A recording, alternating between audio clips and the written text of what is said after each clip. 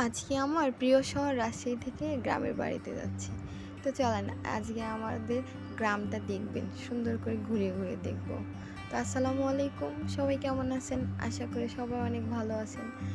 তো আমরা সকাল সকাল বের হয়ে গেছি গ্রামের বাড়িতে যাওয়ার জন্য।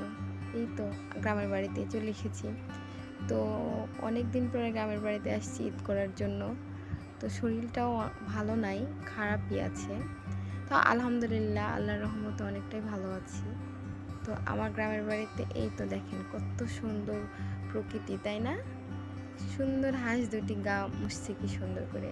আর আমাদের গ্রামের ভাষায় এগুলাকে বলে খ্যারের পালা, নওগাঁর ভাষাতে এগুলোতে বলে খ্যালের পাড়া।